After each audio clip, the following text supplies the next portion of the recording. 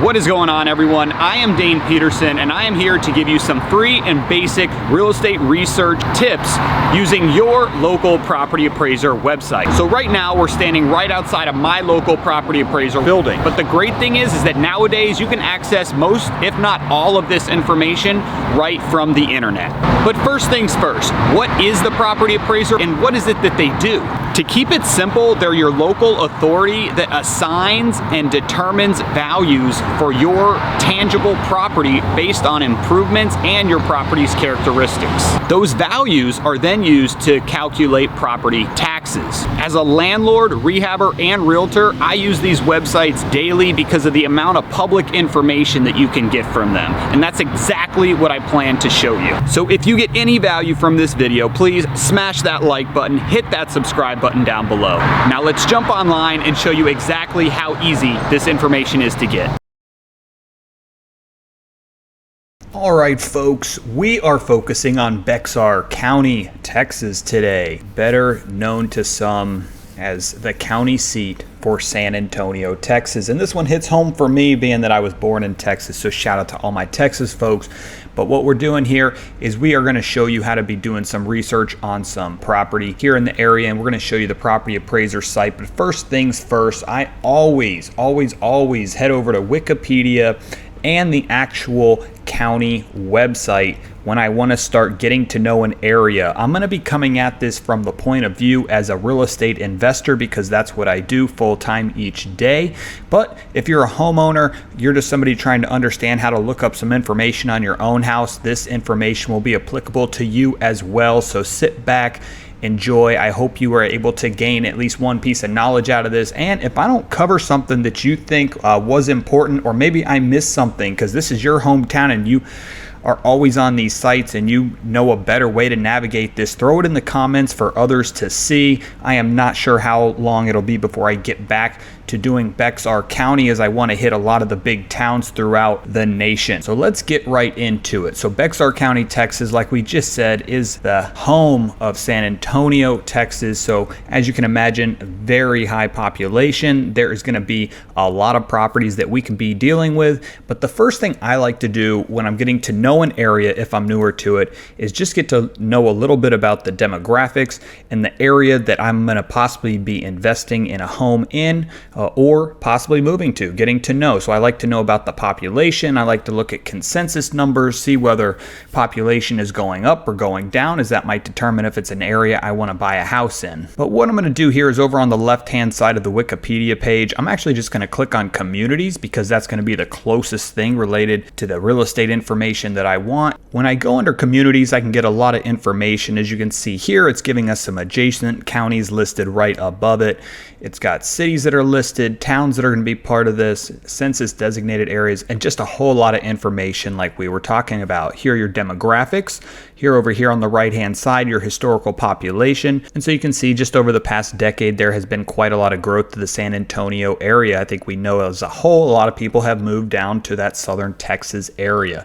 But what I'm going to show you now is the actual Bexar.org site. I am not going to dive too deep into this just yet, but this is always a great place to start. Get your resources, get to know your town. You can know your elected officials, and you can just mess around on this county page to get a lot of the information that you're going to be using to pull up these properties. But what I'm going to do is I'm actually going to be going into Zillow. And the reason we're going into Zillow, I have already plugged in Bexar County, Texas, so we can just scroll in here and you're going to see what Zillow does is it puts an outline around the county, which is helpful for us because what we want to do is we want to pick a random address that we're going to use for our test subject as we do our searching and go and navigate through these websites. So let's just zoom in. We're going to go right here into the heart of the word San Antonio. We are going to pick a property. I don't really have many filters set up on my Zillow right now. That doesn't really matter, but I do have it selected for homes just up to 500,000. And if you know this area better than me, you might know the areas we're looking at here. But what I'm going to do is I'm going to find a property just close to 500,000. So I'm going to zoom into this Crockett Park area. And what we're going to do is we're going to select this property right here. Let's see if this is going to be a good one for us. So this one is listed as new construction. For this property, I am going to skip this. I want to find a property that's definitely going to have more information for us as we go on the site. So let's use this property right here. We're going to use this 810 East Euclid Avenue. So this is going to be our test subject property right here. We can see it is being listed for $499. It's a clean looking house. Looks like maybe somebody came in here and just did a fresh rehab on this house. So I think this will be a good property for us to go back and get some information on. We can see it's been on Zillow now for 103 days. And if we scroll down here, let's just see when this was last sold. See if we can get that information. Pending sale. We'll get into that. But what I have already done is I have loaded up the Bexar Appraisal District site. I just simply went to Google. I typed in Bexar County Property Appraiser. It brought me to this site. What you can do is you can see here, the site is simply laid out where you usually have a property search somewhere quickly to click on to get into your record search. Up here, you also have your navigation menu, and under online services, you can see we've got an online portal and a property search. So what we want to do is we're going to go into property search. And right here, we have our search bar. We also have an advanced tab, which we won't go and use the advanced tab at this time, but you can see here what it does is it allows us to enter, for instance, a company name here for the doing business as. We could actually search by an actual subdivision. You can narrow it down to the tax year. So there's different things you can use on the actual advanced search, but we're going to keep this simple and we're going to put in this 810 East Euclid Avenue. And as I'm typing this out on this site, oh, there it goes. The pop-up happens. So if you just hold on a second, it looks like it will throw out some search results, which is always very helpful. So what we're going to do is we're going to click on this one, the 810 East Euclid, and what it has done is brought us right over to the property record card. That's what this page would be called, where you're able to obtain all the information on the property. I can already tell you just from looking at this, I have only been on this site for about 30 minutes prior to doing this video, but I can tell you it's pretty bare bones, pretty basic compared to a lot of the other property appraiser sites that I have used throughout the state of Florida. I don't know if this has to do with just the amount of data that is used on the back end because of the population that's there in San Antonio or Bexar County as a whole or what, but I will say it is very bare bones. It doesn't navigate you to a lot of other different sites, so we have to do a little bit more legwork for Bexar County. But good news is I'm here to show you that, so let's hop right into it. First thing I like to do as soon as I get on, well, this page or any website, get a lay of the land, folks. That's right, a lay of the land. And what I mean by that is I like to scan. I like to just, before I start clicking on a whole bunch of things, I like to just look around the website, just get a simple understanding of how this looks.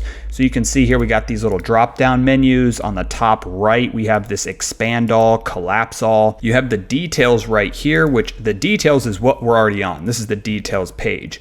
And then you have an actual map, and we'll save the map for the very end of this website review. So let's hop right into this part. Under our property tab, our first flyout, this is going to give us our property ID. That's an important number, as that can usually be your identifier for looking at your property tax records, looking up permits, things like that. So property ID is usually a pretty important number. Not all of them have this geographic ID, but that's probably an ID that could be used for search purposes as well.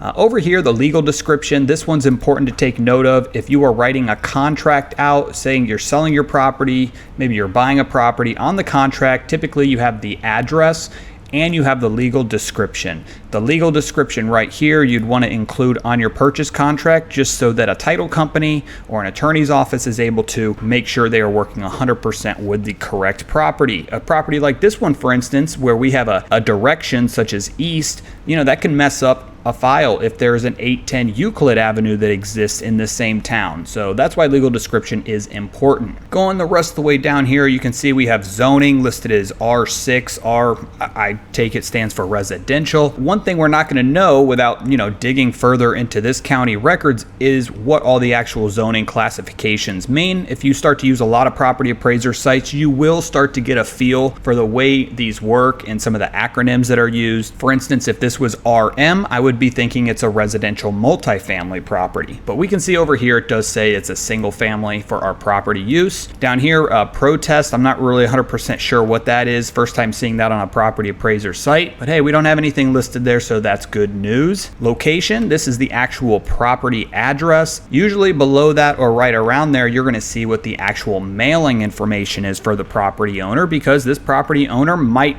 be a rental property for them. This might not be an actual owner occupied property, meaning they're living in that house. So for me as an investor, maybe looking for a property to buy, I like when I see that I have a what we call absentee owner, meaning they have a different mailing address than actual physical address. Good chance they are an investor. But hey, maybe that red flag would also be the fact that this is owned by an investments group LLC. That is the company name. So one little trick, I'm not gonna do this right now, but if you go into your Secretary of State website, which is gonna allow you to search for businesses, you would do a search, you could type in this Laughlin Investments, and good chance, I don't know how Texas is, but in Florida, it's gonna list out all those members. There's no privacy on that end. So I don't know if Texas is the same way, but if you wanted to find out who the actual people were within this investment group, maybe mail some letters, try and reach out to these people individually, because they might have different mailing addresses than the company. There's some extra information for you right there. As we continue to navigate through here, you can see it lists percent of ownership, so that's pretty neat. That's not listed on all property appraiser sites. That's something newer. Are no exemptions on this property, hence the different mailing address, so we know they're not collecting, say, a homestead exemption. Now what we're going to do is we're going to go into values. So let's collapse property. Let's go into our values here. When you click on view notice of appraised value, this is actually not opening a new website. So just remember that if you go and you want to close this out, you're going to have to start all the way back over. But this is giving us the breakdown of where our actual property value is, and that's going to be that number that's used when they're assessing us for our taxes. This right here, you can even say it says this is not a tax bill. This is something that the homeowner would get mailed yearly, just so they can see what their appraised value is before your tax bill gets sent over. So that's pretty common. So what I did was I just hit back on my mouse just now. We're going back into values. We've covered that, but you can see this is that same breakout that was in the official notice that gets sent to you. We can go under taxing jurisdiction, gives us our owner information again, some total values, some exemptions that would be listed if any, and then the breakdown of these actual taxable jurisdictions. Improvement in building. So this one right here, you can see we can't click on a lot of this. So sometimes some of this is going to look a little foreign to you, but if you just take a little bit of time, you can quickly dig into this stuff. The only thing on this whole section here that we can click on to get any kind of information is this Class CD. It brings up a new window, and what it's telling us is what this AF, these are basically improvement descriptions for whatever it is, that porch, that shed, and it's giving us what the condition is. So this A right here, it's showing us is just average. F, I can't imagine that's good. Let's see, fair, F is fair, and I'm not sure what this NO or this AL listed here is as well. This is telling us the year built. As you can see right here, it's just saying residential. It's giving us the living area, which is the square footage of the living area inside the house. It's giving us the year that it was built. It's giving us the square footage. It's showing us that there's an attached open porch, and this is open porch area. This is not part of the actual calculated square footage. That you can see this 1152 matches up with the living. So there's an additional 66 square feet considered for the open porch, which is, probably a good chance that's the front entrance to the house, or maybe there's a small porch on the outside. You can see we have a shed that was put up at the same time, also in 91, and this is listing a second shed, and I guess we could always go to Google Maps and see if we can see two sheds on this property, but that's just telling us what improvements have been recorded by the county. If we drop down land, this is going to tell us right here what the acreage is, what that actual square footage is. To get to that acreage, it gives us 57 feet, 168 feet. Those are the dimensions of the sides in front of the property, and then market value based on the land. So this market value right here is saying that's what the market value for the land is. And here we go. Here is just a history of what all these appraised values were. As you can see here, going back about 5 years, we were sitting at 250, and this property has appreciated quite a bit in the 5 years, as a lot of houses have across the nation. But here we go. If we go down, and this is where I'm going to start giving you guys some really good information here in a second. But if we look at the deed history, this is also a first for me on these appraisal sites. Normally you can see under the deed history what the property sold for. You can see a sales price. Here for Bexar County, they're not doing that. So what they're doing is they're putting us on a little bit of a hunt. And what we're going to do is we're going to go over that. But before we do, I'm going to show you this up here, the map button that we skipped prior. I'm going to click on map and show you how that works. Typically what these will do is bring you right into the actual map for the property record that we are on.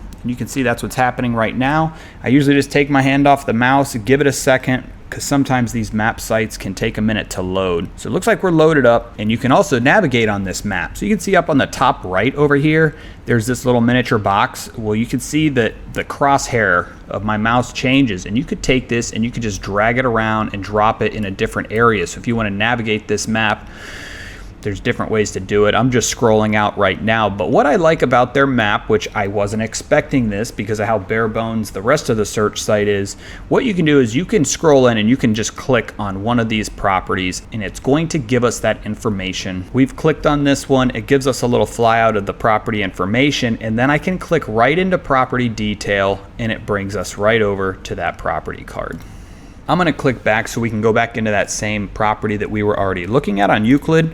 And I'm going to go into this deed history and I'm going to show you how we can figure out what this property sold for. So going back to the start of this video, we talked about the Bexar County website. One thing that you can do is when you're given a deed number, that means you've got an official record number. Official records are usually kept on a website portal for your county. Depending on the county size, you might actually have to physically walk into your county courthouse to get some of these records, but usually a lot of this is public information. So what we can do is when we're on this site, which is just bexar.org, there's a couple things we can do, but this is why I say get in here, get a lay of the land, start to understand what these sites are. It's just going to help you navigate so much quicker. But what we can do, under government, you got the county clerk, and that's really what we wanted to get to. We want to get to our county clerk part of the site here. So we're going to go into the county clerk, and you could have just gone to Google. You could have typed in Bexar County Clerk of Court, record search, something along those lines, and probably gotten here just as quickly. So we're on the county clerk site, and right here in the middle of the page, you see this house, real property and land records. What we're going to do is we're going to click on this. And then over here, we have official public records. So we're going to click on that, and here we go. This is where we should be able to throw our deed number. What we're going to do is we're going to hop back over here. We're going to grab the deed number, come back over to our search, plug this in, and you can see the dates are set up quite wide.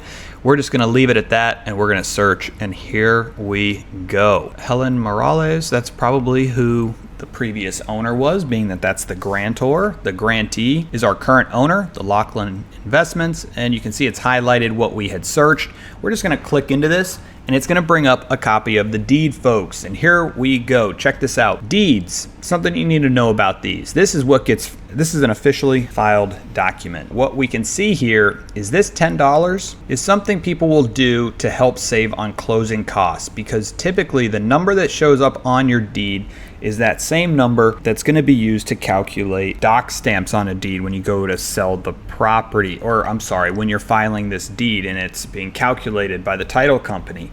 So often if I see something such as $10, you can assume that this is not an arm's length transaction. Maybe this was a family member transferring it to another family member. Maybe it was just the owner putting it into a different name. Maybe Helen Morales is actually one of the owners within Laughlin Investments. So there's a lot of different reasons that could be what the sales price was. So in a situation like this, what we might have to do, you can always go onto what we had already done, which was we were on Zillow. And if you recall, we couldn't really go back in this price history to find where this property had sold last. So something else we could do is we could actually go and we could look at this next deed. But one thing I'm going to say is if you're looking at this right here, you can see here, convey on death. I don't know if that means that Hilaria Johnson passed away and that's how Helen Morales got this, but let's hop over and let's see. Let's do a new search. Looks like it makes tabs. I like when sites do that, so you can have multiple tabs open at once up here. It's a nice feature. So we click on this one. Hilaria Johnson, widowed, unmarried woman. So what this deed is saying is that the life tenant, the remainder, if any, to Helen Morales. So this property transferred to Helen because of the death of somebody prior. And you can see here, so for this reason, again, we're not going to have an actual sales price that we're going to see that's going to be anything that's really going to mean anything to us. But I would like to show you one where we do have a price. So let's hop over into our map. Let's randomly select another property and see if we can't find one where we actually have a sales price. All right, Summit Real Estate, 2022 warranty deed. I have a good feeling about this one. All right, here we go, $299,000. So that was the consideration amount. That was the sale amount on this property right here. So that was something that was a little bit unique to the Bexar County site, is the fact that their property appraiser isn't giving us what those values are. I'm gonna close some of these search sites that we were already using, and I'm gonna show you what else we can get to from the Bexar.org. Something else that's important is gonna be property taxes. If we go into this link here that we just clicked on, which was looking for tax accounts. Actually, if I scroll, I'm gonna go back real quick here and show you online services. You have a couple things listing property tax. You got their payments portal, overpayment search, make overpayments, and account search. I'm just going into the account search, and you can see here another fairly simple search site. You can do it by name, you can do it by property address. So we can type in 810 East Euclid. I just hit enter on the keyboard and it went straight to that account. I can click on the account number and it's going to bring up the property tax balance, and you can see right here the total amount due is $5,100. It gives them the option to go in there and pay now. You can actually print this if you want to save this for your records, but this is a good way to see if taxes have been paid on a property. That's a good way to also identify potential properties to put some offers on. Maybe when you see that some taxes for the past year or past couple years haven't been paid, that might be something that you can get in and do a little extra research on and identify an opportunity. But the last thing I want to cover is permitting site. And I don't go too detailed into the permitting sites because within counties, you can actually have multiple permit sites. A lot of that's going to depend on just the jurisdiction and how your town is set up. Oftentimes you'll see that the county of an area has a different permit search site than the actual city. So that's something you're going to have to get in. You're going to have to find out what the exact site is for the permits for the property you're located at. We can try it on this property. It's not guaranteed. Right here at the very top, you'll even see that this search page was decommissioned 2 years ago. So we can come in here and we could look for some prior permits, and what we'll do is we're going to click on address. We'll put in our 810 East Euclid, and here we go. So we actually have a couple results that popped up, but you can see 2020 was the most recent because we're not going to have any records show up for the past 2 years because that's when this site quit. But you can see here JR's Plumbing, it's listed as sewer. You could go in here, you can click on the permit. Looks like you can look at inspections and reviews. It's a good way to just make sure everything was closed out, but you can see they even list theirs right here on the column. It says status closed. Hopefully anything back from 2020 will be closed, but if you click into these, it's going to give you some extra information. Sometimes you can see the name of the actual contractor that did the work, and you can see what exactly was done on this property. But that's all I'm going to cover on the actual permitting. The main idea of this video, of course, was to show you how to do a property search. Hope you got some great information out of this.